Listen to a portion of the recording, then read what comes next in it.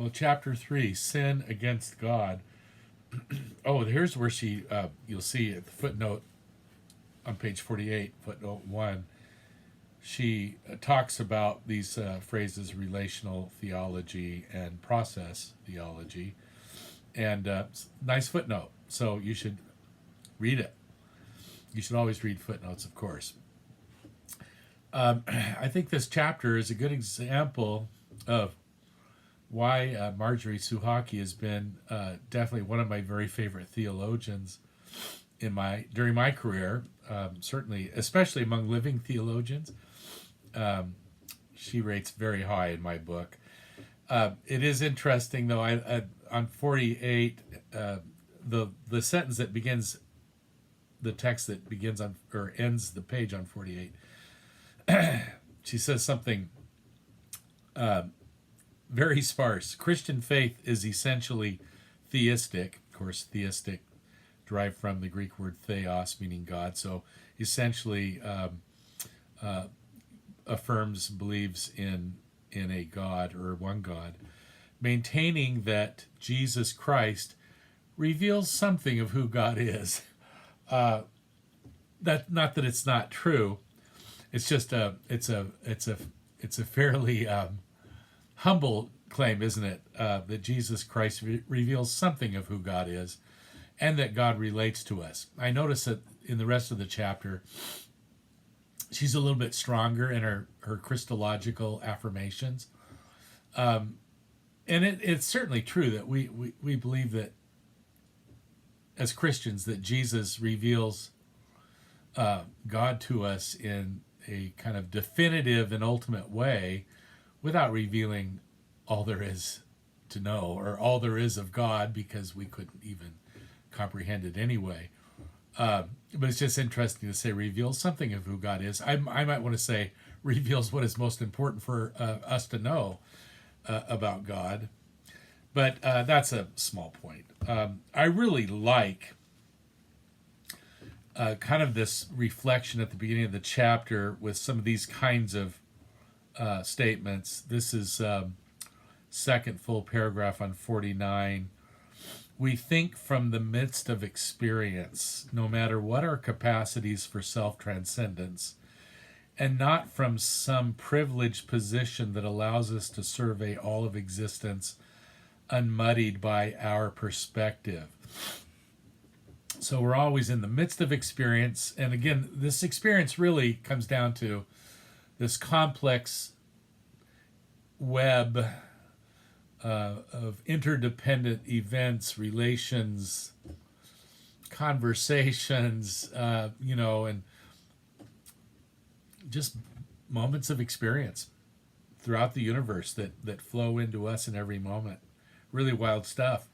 So we think from the midst of this, no matter what our capacities for self-transcendence, that is, for in some way at least imaginatively lifting ourselves out from this complex web, which of course we cannot do. And because we cannot do that, we are always going to be thinking from the midst of things. So go to the next page. In fact, that's the way she puts it, middle paragraph on 50. This thinking from the midst of things is no reason to cease thinking, or on principle to disavow our discoveries or our generalizations. It is only to say that thought should not be plucked from its context, like flowers cut off from their life's energies and preserved for so brief a time in our vases. Nice stuff throughout. Bottom of that paragraph, there can be no presumption of finality to the task of thinking that admittedly takes place from the midst of things, but neither is there presumption of futility to such a task. So here she's talking about more we might call kind of methodology. She's thinking about thinking and encouraging us to do that, and how it is that we think from within these deep enmeshed contexts in which we live and from which we emerge, we could say.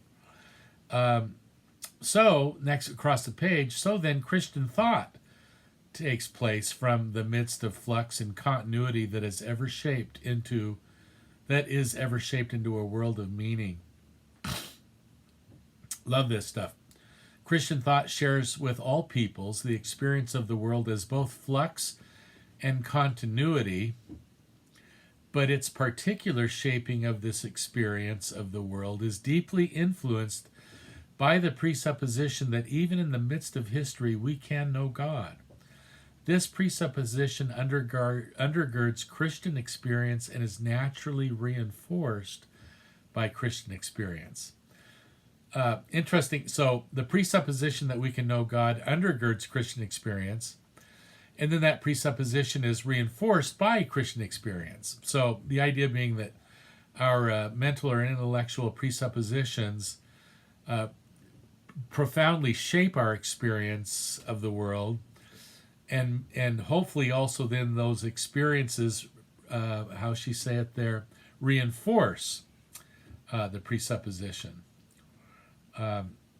Great stuff down through the rest of that page. I want to encourage you to make sure you sort of dwell on it. Wow. Top of 52. The knowledge of God in Christ, then, sort of the Christian faith and Christian knowledge of God, is a variable rather than a single event, because it's mediated historically and because the world is always changing. Thus, no single interpretation of Christ can claim to be final knowledge of God or even a final knowledge of what God has done for us in Christ. Now, it's here. This is the next paragraph. This part of the middle of 52. Through faith, we say that God adapts to our condition, not only through an incarnation in Jesus. So you notice her language here, just being observant of it. She shies away from the that definite article through the incarnation to the indefinite article through an incarnation in Jesus, but also in all God's dealings with us. God meets us from, in, and through the midst of things. I think that's true. This God who is thus accessible to faith now this is interesting, this God who is thus accessible to faith may indeed exist independently of the universe. That, of course, has been the traditional Christian, Jewish, Muslim claim, that God exists independently of the universe. But notice how Marjorie, as a process thinker, wants to shove us or nudge us toward a different possibility. So may exist independently of the universe or may not. Reason, working through faith, certainly speculates on such a question. But the speculation itself begins from the historical process, which is the place of meeting and thus provides the stuff for revelation. She doesn't really say anything more about that, but I think it's important that she dropped this little hint here that, this God of Christian faith, I'll say again, may exist independently of the universe or may not.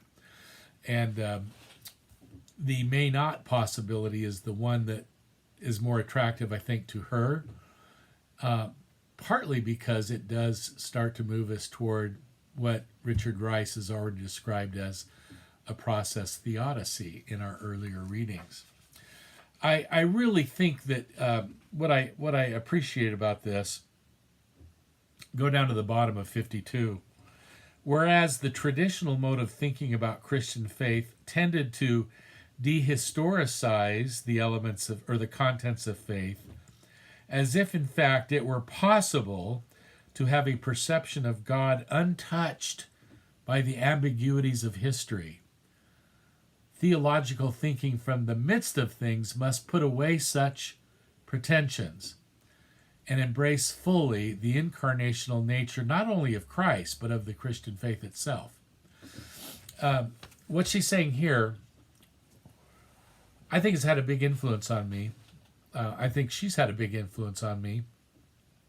And it's one of the reasons why I get very nervous about when people talk about timeless truths. And they may even want to say, like, the timeless truths of the Bible. But none of that's timeless. We're not timeless. The authors of the Bible are not timeless. Even if we think God is timeless, the only way that God can dwell with us and communicate with us will always be time fully, historically, in the densities of this, again, thick existence, relational existence in which we live. The big question, again, for process theologians is whether or not God exists independently of that thick, interdependent webbiness that is the universe. We'll leave that one open for now. Some good stuff down there at the bottom of 53 about the nature of Christian faith, and really the nature of any faith. But certainly of Christian faith, I would say especially because at the heart of our faith, we do have this confession of the incarnation, where time, place, specificity of person, culture, language, Jesus of Nazareth, Galilee, is utterly central to our faith. One of the ways that we've put it consistently throughout history is to talk about Jesus suffering under Pontius Pilate. She doesn't talk about this, but let me just say a word about it, then I'll stop this particular video. It's in the New Testament several times. It's in early Christian writings repeatedly. It's in the Apostles' Creed that Jesus suffered under Pontius Pilate.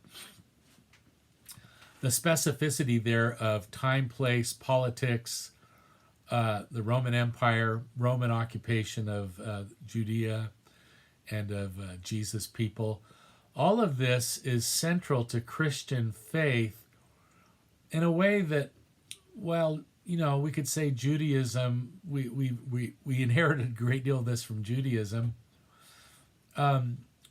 Many religious traditions just don't put quite that kind of weight on the specificity and the thickness of historical event. And that's really crucial to Christianity. How that might play into our overall topic of this class is something for us to try to continue to consider.